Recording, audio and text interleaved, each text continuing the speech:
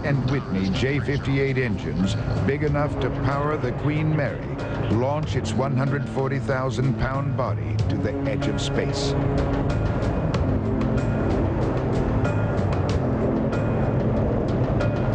The bullet from a high-powered rifle leaves the barrel at about 3,000 feet per second. On a routine mission, the Blackbird travels faster, 3,200 feet per second, for up to 90 minutes at a time.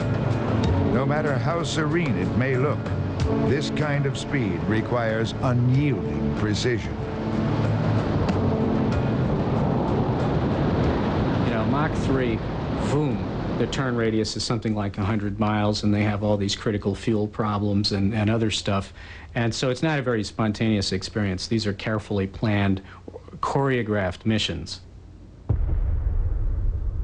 With the thunderous clap of a sonic boom, the Blackbird hurtles through the frigid atmosphere, leaving a fiery tail of shock diamonds in its wake. At 2,200 miles per hour, the aircraft becomes superheated from the friction created as the air rushes by. And indicating Mach 3.0 at this time. When you go Mach 3, the amount of heat that the whole airframe, everything experiences all this heat, and nothing that they have at the store works.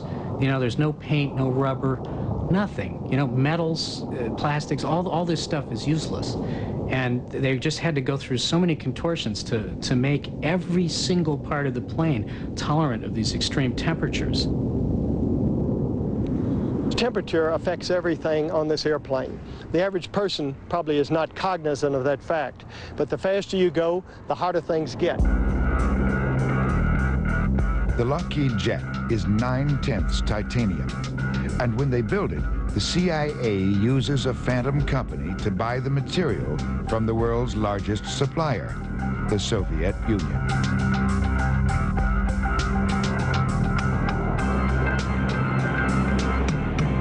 In flight, the titanium skin reaches 1,000 degrees Fahrenheit, causing it to expand by more than half a foot.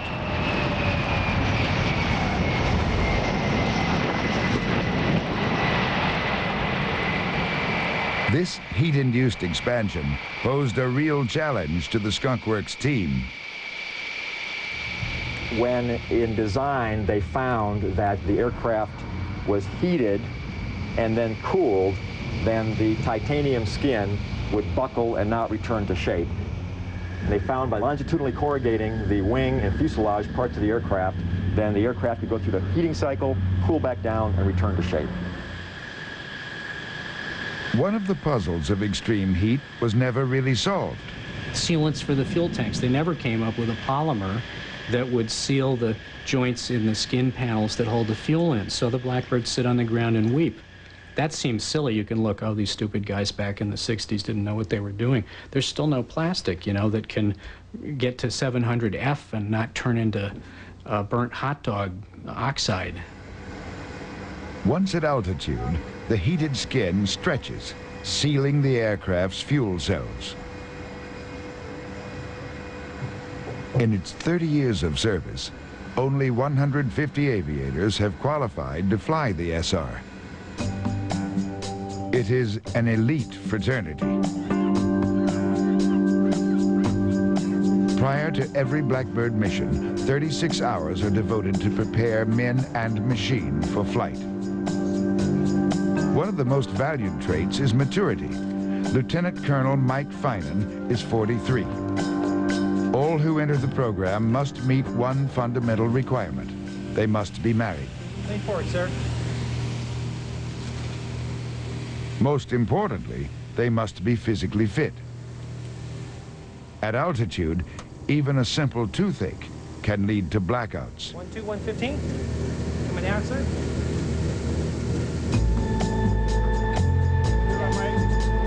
The two-man crew is essential to success. Soon, pilot and reconnaissance systems officer, or RSO, will be traveling faster than a speeding bullet while operating some of the most sophisticated intelligence apparatus ever built. They are, in effect, the Blackbird's central nervous system.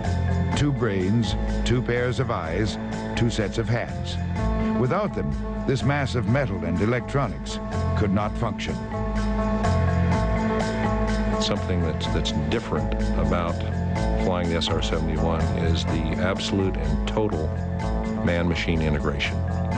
People talk about strapping an airplane on, but I don't believe you strapped an airplane on until you snapped your spurs into the ejection seat, and you hooked up your life support hoses, and you've been given that responsibility. Before flight, each of the SR's huge power plants requires a jump start from 2 454 cubic inch Chevy engines.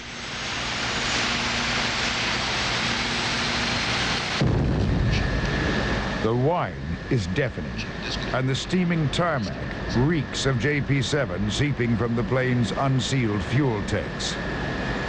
So much fuel is lost prior to launch that the Blackbird takes off with nearly dry tanks.